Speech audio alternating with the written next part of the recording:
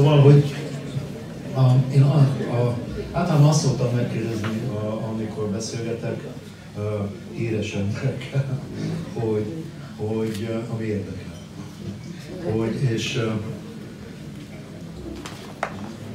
De most így megütöttek ezek a versek, illetve hogy ami megütött a dalszövegek. Hogy azt mondod, hogy írsz dalszöveget? Van benned egy dallam, van benned egy létező dal, amire? Hogy megy ez? Hát az a helyzet, hogy zenére én tulajdonképpen alig írtam dalszöveget. Mondjuk az elég istenkísértés, jó zenéje válogatja, ez igaz. Nem tudom. Tehát én mindig a fordítottja van, hogy az esetek többségében voltak a versek, és ezt valakik így úgy elkérték, vagy megzenésítették. Az ellenkezője az inkább színpadon volt egy csomó helyzetben. Szóval volt nekem egy Ibusár című darabom, vagy van, vagy igen, amihez írtam egy csomó dalszöveget, és aztán onnantól fogva nagyon sok darab volt, amiben írtam dalszövegeket, meg volt tudod, a Tiger Liliesnek volt ez a junk operája, a Jó gyerekek képes könyve.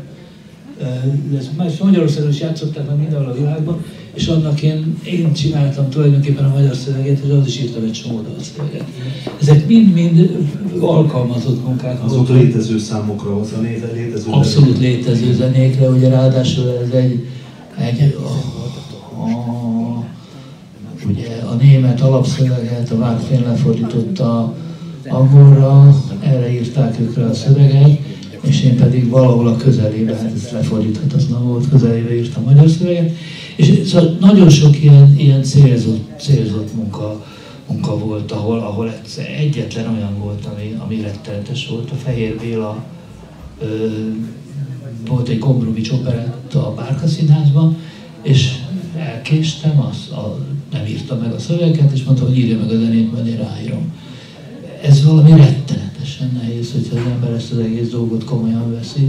Azok nagyon ravazott dalok is voltak, azzal meg kell kínlódni, de olyan, hogy nekem lett volna egy dallam a fejemben, a versdalam az más. Mennyire más? Miben más? Mert hogy sokkal van diktum, meg sokkal egyszerűbb. Mert hogy többet megengedhetsz magadnak? Hát részét bármit megenged, de hát te is bármit megengedhetsz magadnak, hogy a zenét írsz, ugye tulajdonképpen. Hát nem azért. Hát jó, hát én se, de bizonyos határok között, de olyanná teszem a határokat, hogy elég sok minden megengedhető legyen. Hát, ha meg az ember klasszikus formákat használ, vagy klasszikus forma roncsokat használ, ott meg ugye azokban, mint a különféle kicsit eklektikus öntőformákba teszi bele a szöveget, és akkor nézi végestelen végig, hogy jó vagy nem jó, és akkor dolgozik vele, cseréli. Nem is gondolok, hogy nem is nagyon akarnék én kézdalra szöveget írni, valahogy ez egy nagyon nehéz dolog, egészen más a dalszöveg, és én ebben nem vagyok jó, ez nem risza. Te szoktál otthon énekelni? Hát nem nagyon, egészen. Nem, tudom, nem. Van, hogy járnak a fejembe dallamok, innen, onnan, és nem tudom, hogy honnan az esetek jó részében, de azt hiszem, hogy... De a prozódia, meg a ritmus, meg a diktum, az azért borzasztó fontos, meg persze, tele van. Hát jó, hát hogyha dalszöveget írsz, akkor ott nincs mese, ott a szövegnek rá kell menni a zenére. Tehát ott a poétika licencia az nem működik. Ez egy alkalmazott dolog, ott a szótak száma. Van, aki ezt könnyebb kézzel csinálja, van, aki nehezebben csinálja. Van kollégám, aki ezt fantasztikusan csinálja, Várdi Szabolcs például, egész hihetetlen, elegánsan. Vagy mit tudom én, a Bereményi a maga módján, vagy a Varódali, tehát vannak sokan. Nekem valahogy úgy érzem, hogy kötöttebb a kezem. Szóval ez a lelkiismereti kérdés. Simán meg tudnád csinálni, csak azért jónak is kéne lenni. Hát jó, hát úgy megcsinálni, hogy ne legyen jó, úgy azért nem egy nagy dolog, de hát ha már az ember ugye a Kassák mondta, hogy az ember vagy csinál valamit, amiben kedve telik, vagy bátran elmegy szivarvégztetőnek. Tehát ha más csinálja az ember, akkor próbálja jól csinálni. Nyilván. És akkor az a kihívás, hogy elégedett legyél te magad, igen? Hát lényeg, igen, de már az is elég, hogyha szakmailag rendesen működik. Ugye, mert ez egy kicsit egy alibi műfaj, mert én megcsinálom a dolgomat, mondjuk rendben van, és akkor az, hogy ebből adott esetben egy jó műalkotás, jó zenével valami legyen, az már nem csak az én saram, hogy jó lesz, vagy nem lesz. Attól még lehet jó, és attól még egy egészen egyszerű, és egy egészen olyan KB szövegből is lehet nagyon jó jó számokat csinálni. Ez itt a mágia dolga. Az ember tényleg vért izzad, hogy valami stimmeljen rendesen az ötlet. Mondjuk azok után, amit hallottam, én borzasztóan szégyellem a rímjeimet. De pedig nagyon rendben van. De hogy nagyon aranyos, hogy ezt akartam hallani. Szóval, hogy az ember tényleg így vért izzad, hogy minden nagyon stimmel, megnézett, és akkor meghall valamit, ami világos, hogy úgy vetették le 10 perc alatt, és jobb. Jobb, mint amit bármikor. A Vég Mihály tud ilyeneket csinálni, hihetetlen. De jobb, mint mi? Jobb, mint amit én kívánok. De a vége egy ilyen zene, mint a szem és a száj, nem? Hát már pedig ez elég jó. Tehát nem ott áll meg a projekt, amikor megvan a szöveg, hanem a zenével együtt. Tehát azért ezt önmagában ugyanúgy nem lehet nézni, mint egy színházi előadás. Igen, szóval és attól lesz jó egy teljesen, szóval ilyen rímet nem enged meg, szólni muszáj, szóval azért ilyen rímet senki nem enged meg magának, csak egy 19 éves hülye, de hogy valamitől ezt mégis működjön, mindent meg lehet engedni magadnak, hogyha működik, ami belőle létrejön, és látod, hogy jól működik, és rendben van, és az, amit az.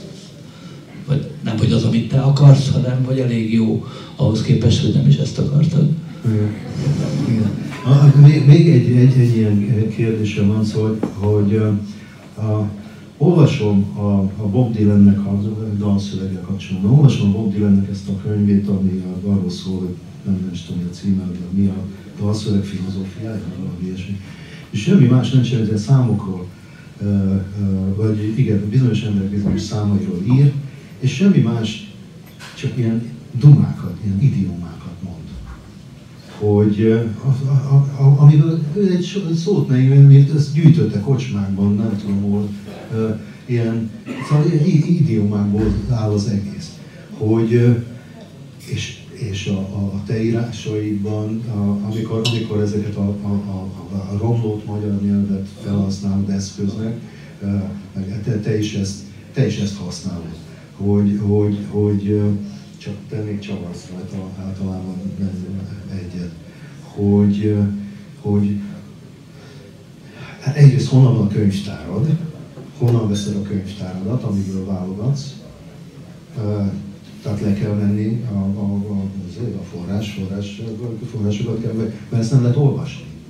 Hát, de ami ehhez vezet, azokat meg abszolút lehet olvasni, sőt, hát az igazság, hogy nem olvasni kéne, hanem azt kéne, hogy az emberek a fejébe legyen, de az enyémben nincs, tehát mindent meg kell nézzek. Vagyis, hogy nem. Egyszerűbb kitalálni, mint mindenféle forrásmunkákból rekonstruálni. Tehát, és aztán, hogy kitaláltad, és akkor aztán megnézed, hogy ez hogy van a valóság. Tehát dolgozol egy szöveggel, és tudod, hogy nagyjából így van egy adi idézet, nagyjából, körülbelül nagyjából, de ott is abban a szövegben az adi idézet az érvényes, és akkor utána az már ott marad.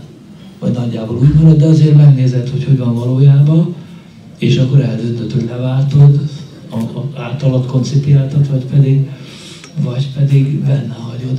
Megtennéd, hogy ezt most ez a hazámnál most megmutatsz egy ilyen sort? Vagy hát nem, hát a hazám az tele van, ugye Adi meg József Attila idézékekkel. Hát ezek ugye ezek vagy ez gáz most? Nem, de hogy gáz, hát ezek a kötelező olvasmányok. Persze, persze. A félsorai, meg mindent. Tehát gyakorlatilag majdnem, hogy azt mondom, hogy minden ezekből az idiomákból van összerakva, csak hát ezek a klasszikusok. Az a kiindulási pont, ami nálam sokszor, hogy ez az a memoriter anyag, ami elfben a nemzet emlékezeteképpen, ugye mindenkinek így úgy benne van a fejében, csak nem pontosan. Soha nem pontos, hát az enyémben meg végképp nem, ahogy az előbb mondtam. És az viszont egy nagyon izgalmas gondolatkísérlet, vagy szövegkísérlet, hogy ezeket a rontásokat hogyan épít, hogy válik a rontott idézet költészetté, mert hát hiszen nemzeti emlékezetté is. Tulajdonképpen ez egy szövegromlás történet, ahogy minden szöveg az adott nyelven. Ha egyfajta romlás, változás, csúszás, egyszerűsödés, persze a források megvannak. És ez működik, ezt én már régen érzem, vagy tudom, hogy ez a költészetben ez abszolút működik, és hát ezek lényegében torzított, vagy alig torzított idézetek, de más a státuszuk, mint a prózában. Ugye az Esterházynál ez egy egészen más univerzum, egészen másként működik egy testes mondat egy prózaszövegben, mint egy ilyen félsor, vagy egy jelző. Ugye ebbe a hazaversbe ebben van a hídavatás. Hát ez itt most összejátszatja ugye az aranyballadát, meg a Pufajkának a elég jó gyászos emlékezetek Pufajkának a vattás kabátságát. Hát ez most ugye ehhez természetesen kell egyfajta nem is kulturális, hanem jelenlét, tehát tudása bizonyos dolgoknak, és hát számtalan ilyen van ebben a versben is, meg hát egy csomó. Ez jelenlét szerintem. Ez jelenlét, persze, tehát benne lenni ebbe a nyelvbe, ez is a magyarázat annak, hogy ezek lényegében nem fordíthatóak. De neked a prózád, persze a prózában is ugyanez van, nincs nagy különbség. Igen. Tehát amikor prózát írsz, akkor egyszerűen csak tisztában vagy vele, hogy ebből most nagyon sokat kell leírni, és ezért takarékoskodsz, meg vagy több? Tulajdonképpen lehet így. Nem, hát az más, hogy lélegzik a mondat, más csinál, mindig van egy ott olyan... mondatok vannak. Hát ott mondatok vannak, hát itt meg mondjuk sorok vannak, vagy szekvenciák vannak, tehát ahogy veszünk, ott mondatok vannak. Hát ez nagy kérdés, hogy az ember miként tekintene. Én soha nem tudtam, ugyan így nevezem őket, de soha nem tudtam azt mondani, hogy ez is szöveg, az is szöveg. Mert ugye egészen másfajta szöveg az egyik, meg a másik. Más a lélegzése, más a levegője, mások a szabályai. Ha most ezeket ugye föl kéne sorolni, azt persze nem tudnám, de érzem, hogy máshogy levegőzik az egyik, a vers, az még a legprózaversebb állapotában is sodor magával valamit abban az ősi ritmusból, vagy az ismétlődésből legalábbis. Hát mondjuk a dal is, meg minden vers, tehát egyszerűen nem tudsz úgy versé beszélni, sűríteni más szól valamit, hogy ne legyen benne egy ilyesmi. A próza pedig mindig akármit csinálsz, hozol, sodor magával valamit a mesélésből, az elbeszélésből és a történetből, legyen ez a legelvarázsoltabb avantgard próza is. Például engem ez érdekelt, azért kezdtem a prózát írni, mert az érdekelt, hogy milyen dolog elbeszélni, elmesélni valamit. És hogy sztorit elmondani, de igazából költői, költészettel. Hát ez az a kiinduló pont a költészet, tehát ez a fajta képekben gondolkodás, vagy ez a fajta sűrítés, hát vagy ehhez szoktam, nem. Tehát kis felületen csinálni meg azt, amit egy ilyen regényíró, nagyhajó máshogy fordul. 800 oldal és 150 méteren fordul meg. Hát mások a sajátosságai, tehát és nem is akarok ezzel. Viszont a kis próza, illetve a próza nagyon érdekelt, hogy emiatt az előbb. A novella, ja. Váltsuk egy kicsit, azt mondta az Árpi, hogy ne kérdezzem meg, de ez engem nagyon érdekel, hogy itt állunk és megkérdezem, legfeljebb majd azt mondod, hogy hülyeség. Hogy itt állunk nem tudom, az apokalipszis kapujában. Ugye minden féle szinten. De nagyjából te már mindent elmondtál, hogy Magyarországra vonatkozik ebből, de hát tudjuk, hogy ez az egész világon így van, úgyhogy, és hogy a 2023 az az év, amire azt mondják, hogy úgy fog az emberiség visszaemlékezni, hogy ez volt az az év, amikor kiderült, hogy az emberiség nem képes megakadályozni a klímakatasztrófát. Hogy az a kérdés fogalmazódott meg, hogy ha te most lennél 20 éves, mit csinálnál? Mit csinálnál? Hát, hogyha az összes jóslatot összegyűjteném, ami a világban apokaliptice megvalósul, akkor fölkötném magam. De bolond lennék, fölkötni magam, egyszer 20 éves vagyok, és még a megjósolt katasztrófáig is van mondjuk 30 éve. Például arra, hogy zseniálisan kitaláljam, hogy lehet ezt az időt eltolni. Ugye nem annyival, amennyivel a Biblia apokalipszisa óta amennyi eltelt, mert az elég sok idő, és hát végül is nem lett vége a világnak. Tehát az, hogy egyre vacakabb a világ, vagy egyre nehezebben élhető, az kétségtelen. De hogy 51-ben vége, 51 március 2-án vége lenne, ezt nem nagyon gondolom, de mondjuk ha ugye bemenni abba a bárba, ahova élni jár a halál, az egy érdekes élmény lesz, hogy akkor mi lesz. Szóval az optimista jóslatokat az ember is nagyon-nagyon gyanakodva fogadja, de hát ezeket a pessimista jóslatokat is nem hiszem. De valami nagy változás lesz, nem? Hát nyilván lesz, ez látszik, tehát exakt módon látszik, hogy melegszenek fel a tengerek, és hát igen, és hol vannak el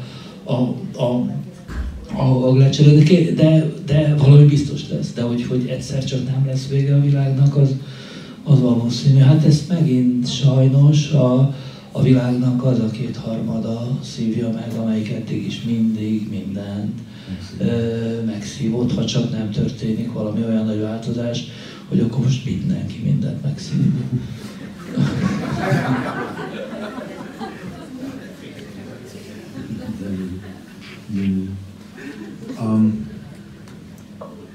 Olvasom egy kicsit meg. Azon gondolkodtam, hogy ez az egész estének a lágéja az elég, hát nem volt nagyon vidám, és azon gondolkodtam, hogy lehetne ezen vidámítani. És akkor én megnéztem ezt a könyvet, és hát nagyon nem. Tehát, hogy amiért én nagyon otthon érzem magam ebbe a közegbe, az pont az, hogy hát te ugyanarról. Jó nevetünk azon, amin sírnunk kéne. De ez a legjobb, amit tehetünk szerintem. Nem? Hát, sírhatunk is csak, hogy sírhatunk is. Egyébként a sírás az egy nagyon termékeny a művészetre nézve. Hát nézd meg, hogy a legvacakabb korokban milyen nagyszerű művek születtek. Van összefüggés? Van egy ilyen összefüggés? Szerinted, hogyha nagyon szar? Hát nagyon hát azért nyilvánvalóan, hogy egy éra, amikor nagyon-nagyon rányomja a bélyegét a világ, vagy mondjuk a művészek kedélyére, akkor is azért mindenképpen számít. Tehát ott abból a presszióból nyomulnak innen. De az ellenkezőjére, bocs, nem tudok példát, tehát nem tudok vidámkort, amikor viszont nem nyomta rá semmire, és akkor csak semmi nem történt, hiszen nem írtak semmit.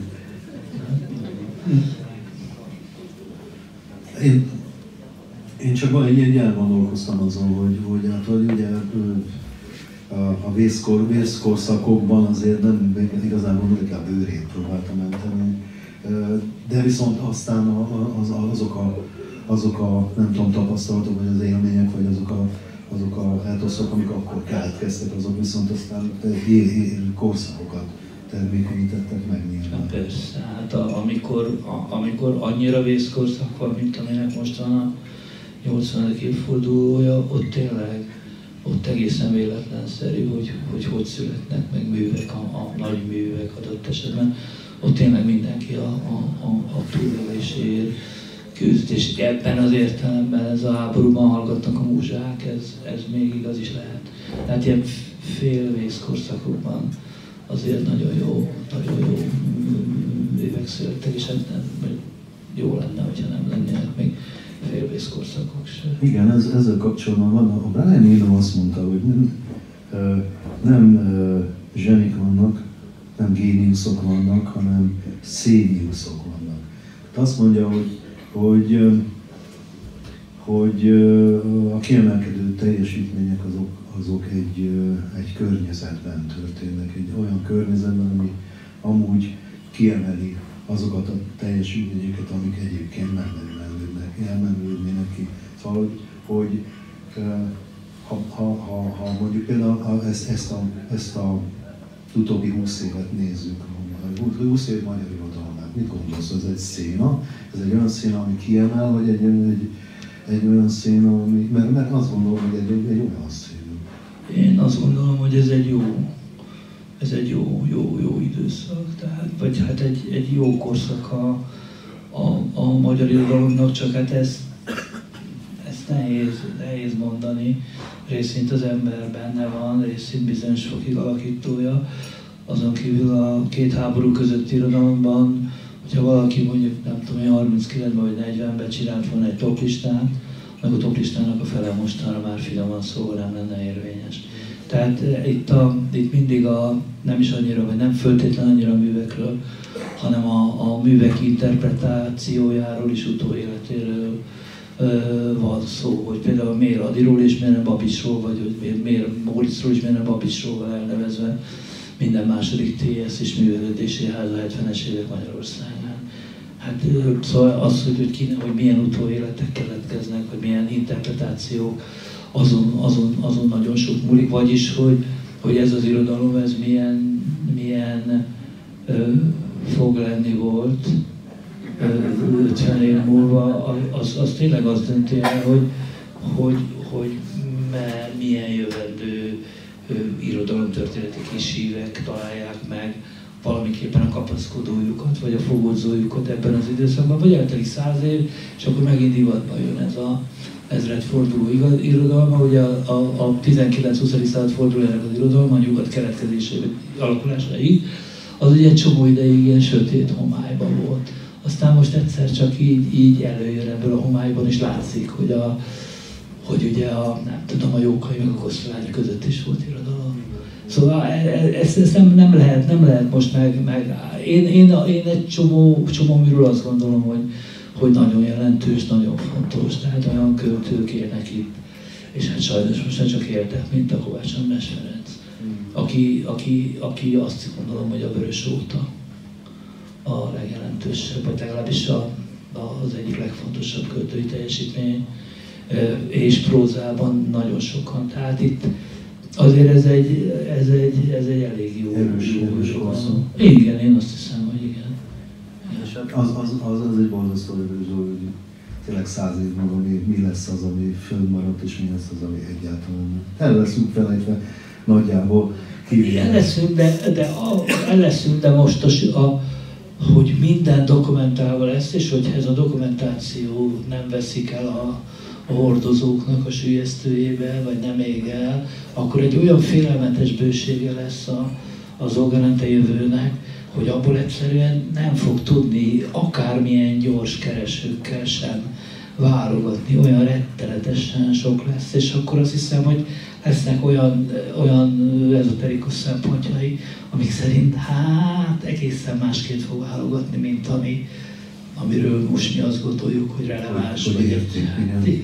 Szóval, hogy mi lesz akkor az érték, ahol szemben, amit még most gondolunk, hogy érték. Igen, de hogy hozzá lehet férni optimális esetben, az majdnem biztos, hogy érdekelni fogja-e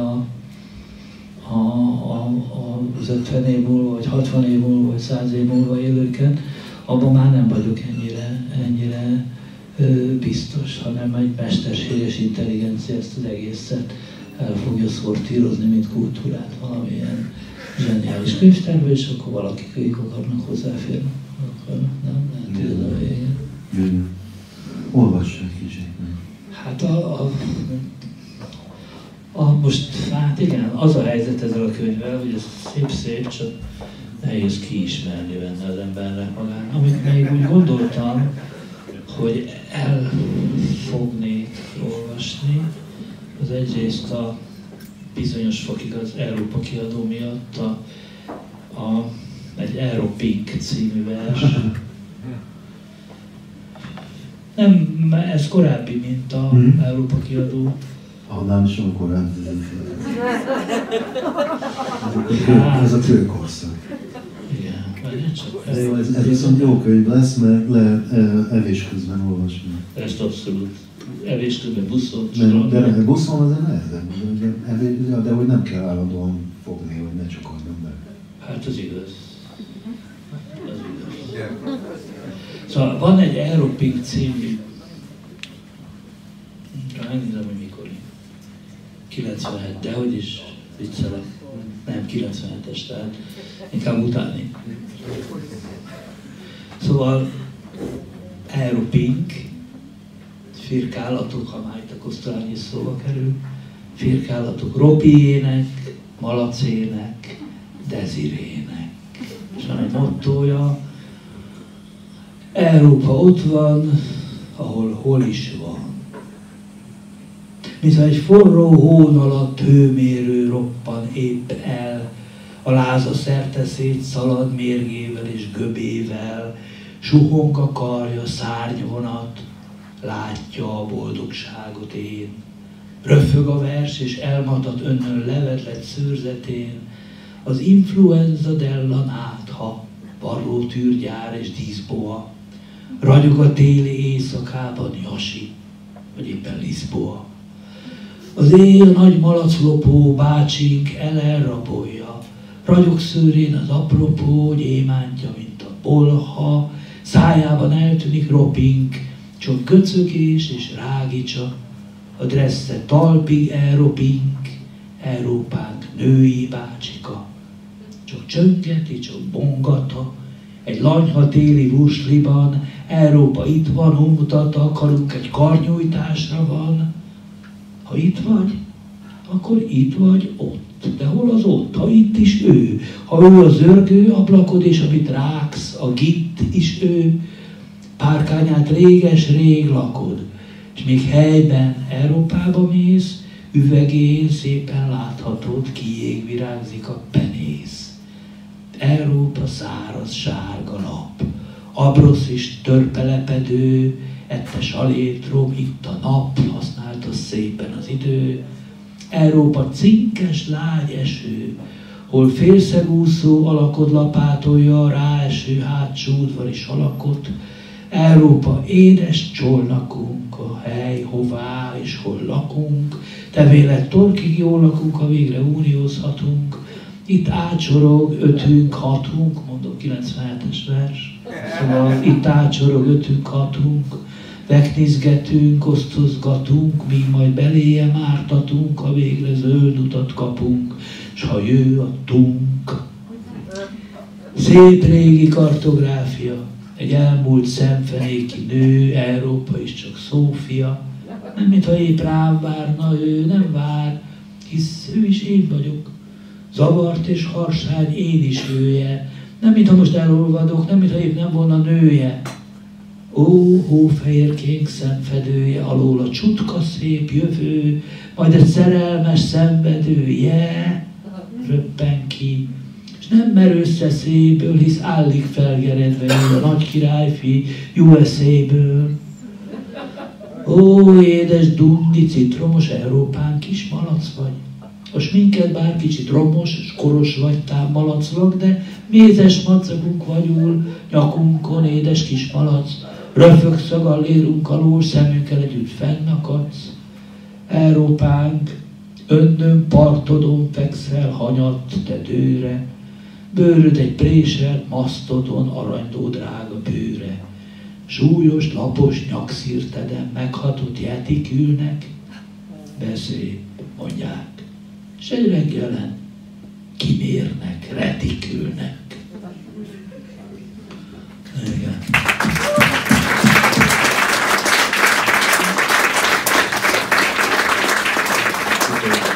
Akkor most zenélünk egy kicsit. Nagyon szépen köszönjük. Én köszönöm. Nagyon szépen köszönöm.